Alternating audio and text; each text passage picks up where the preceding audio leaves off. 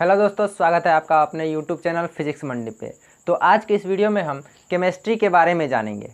तो केमिस्ट्री होता क्या है, इसके बारे में हम एकदम शुरू से लेकर छोटे छोटे बातों को केयर करते हुए इस वीडियो को बनाया गया है और इस वीडियो में बताया गया है।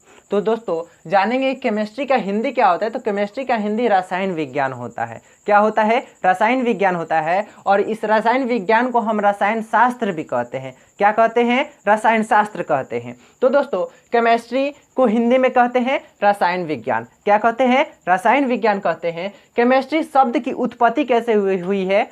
इस केमिस्ट्री शब्द की उत्पत्ति कैसे हुई है? तो लैटिन भाषा के कीमिया से हुई है। किससे हुई है? लैटिन भाषा के कीमिया से हुई है। किस शब्द से हुई है? लैटिन भाषा के कीमिया से हुई है। कीमिया का अर्थ क्या होता है? तो कीमिया का अर्थ होता है काला रंग। क्या होता है? काला रंग या काले रंग की मिट्टी कहते हैं इसको। ये जो काला रंग है, जो कीमिया होता है, इस कीमिया का अर्थ होता है काले रंग की मिट्टी। क्या होती है? काले रंग की मिट्टी होती है। इस केमिस्ट्री का खोज किसने किया था? तो केमिस्ट्री का खोज किया था लेवेसियर ने किया था। किसने किया था? लेवेसियर ने किया था। देखिए कहीं कहीं लेवेसियर को लिवेजियर भी बोला जाता है, लिखा जाता है, आपको देखने को मिल जाएगा। दोस्तों हम जानेंगे कि जो भारतीय रसायन है, भारतीय रसायन का खोज किसने किया था? तो पीसी राय ने किया था। किसने किया था? पीसी राय ने किया था। अब दोस्तों हम जानेंगे कि केमिस्ट्री है क्या, तो केमिस्ट्री को कहते क्या है। तो केमिस्ट्री पदार्थ तथा उसके गुणों का अध्ययन केमिस्ट्री कहलाता है। जैसे में कोई पदार्थ है, उसके गुणों के बारे में जो अध्ययन कर रहे हैं वो क्या कहलाएगा? केमिस्ट्री कहलाएगा। तो दोस्तों अभी हमने जाना कि केमिस्ट्री किसे कहते हैं। तो केमिस्ट्री कहते हैं पदार्थ तथा उसके गुणों के बारे में अध्ययन को हम क्या कहते हैं? केमिस्ट्री कहते हैं। तो बाबू अब जानेंगे केमिस्ट्री पदार्थ होता क्या है। ये जो पदार्थ है, पदार्थ होता क्या है? पदार्थ किसे पदार्थ उसे कहते हैं? वैसे वस्तु जो स्थान घेरता हो, जगह छेकता हो, या फिर जिसको उठाने पर वो अवरोध उत्पन्न करता हो, क्या कहलाता है? पदार्थ कहलाता है। तो पदार्थ को हम दो भागों में बांट कर समझ सकते हैं। जैसे में इधर है भौतिक और रासायनिक के रूप में। भौतिक को फिजिकल बोलते हैं और रासायनिक को केमिकल बोलते हैं। ये जो भौतिक है, भौतिक को हम 5 भागों में बांटे हैं। कितने भागों में? 5 भागों में। आप लोग अभी तक पदार्थ को मुख्य रूप से 3 भागों में पढ़े होंगे, जैसे ठोस, द्रव्य, गैस। लेकिन यहाँ पर दो और जुड़ जाते हैं, जो कि एक है प्लाज्मा और दूसरा है बीईसी। बीईसी को हम बोस-आइंस्टीन कंडेंसेट कहते हैं। क्या कहते हैं? बोस-आइंस्टीन कंडेंसेट कहते हैं। इस बोस-आइंस्टीन कंडेंसेट के बारे में अभी अध्ययन किया जा रहा है। इसके बारे में पूर्णतः अभी पता नहीं लगाया जा चुका है। देखिए रासायनिक जो है, केमिकल जो है, केमिकल को 3 रूपों में बांट के हम समझ सकते हैं। जैसे तत्व, यौगिक और मिश्रण। इसको कितने रूपों में बांटे हैं? तत्व, यौगिक और मिश्रण। तत्व को बोलते हैं एलिमेंट, यौगिक को बोलते हैं कंपाउंड और मिश्रण को बोलते हैं मिक्सचर। इस रूप में हम इसे कहते हैं। इसको पहले तो इंग्लिश में हम कहते हैं सॉलिड।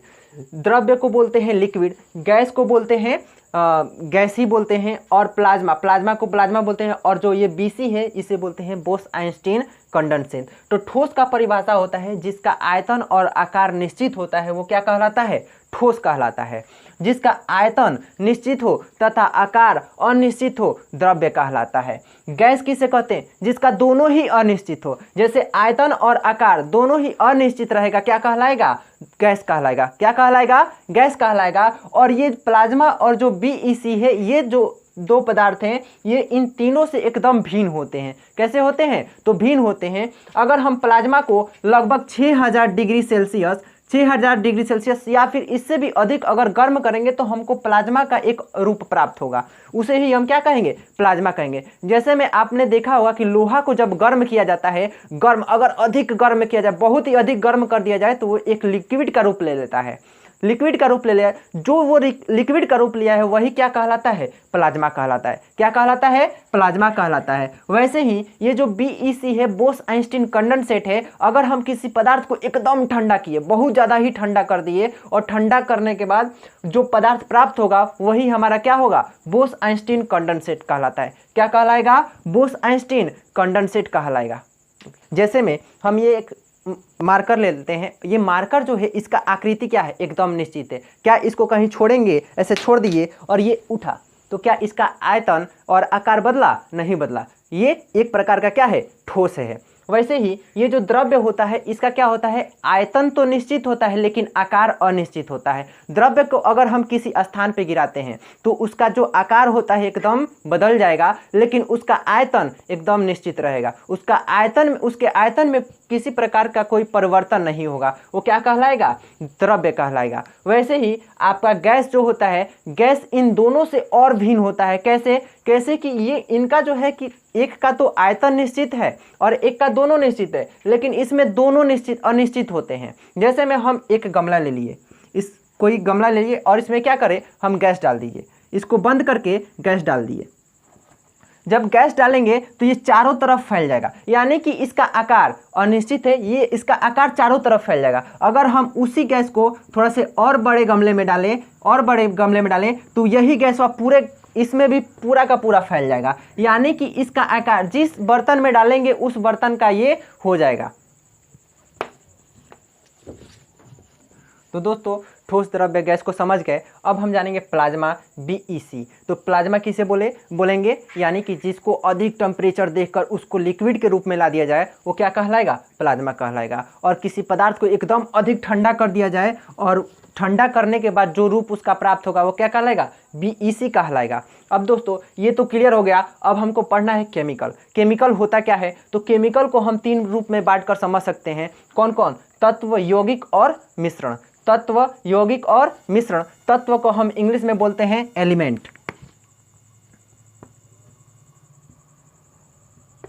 यौगिक को बोलते हैं कंपाउंड और मिश्रण को बोलते हैं मिक्सचर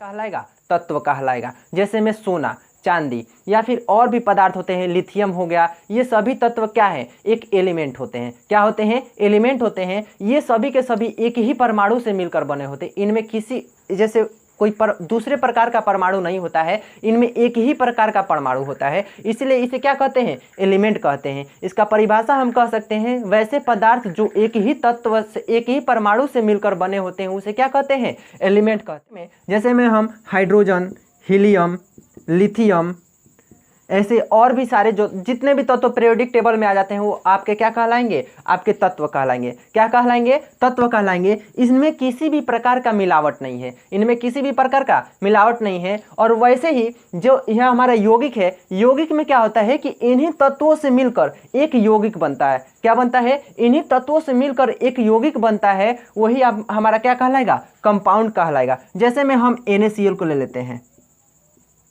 NaCl में सोडियम और क्लोरीन मिलकर हमारा क्या बना सोडियम क्लोराइड बना। क्या बना, सोडियम क्लोराइड बना। तो इससे क्या हो गया, सूत्र का निर्माण हो गया। क्या हो गया, सूत्र का निर्माण हो गया। यानी कि हम ये कह सकते हैं कि वैसा यौगिक जिसमें 2 तत्व या 2 से अधिक तत्व मिलकर एक सूत्र का निर्माण करे वो क्या कहलाएंगे, यौगिक कहलाएंगे। क्या कहलाएंगे, यौगिक कहलाएंगे। और मिश्रण जो होता है, मिश्रण में किसी भी प्रकार का सूत्र नहीं होता है। जैसे में हवा हो गया, किसी चीज़ का शरबत, जो शरबत बनता है उसको भी हम मिश्रण के रूप में ले सकते हैं।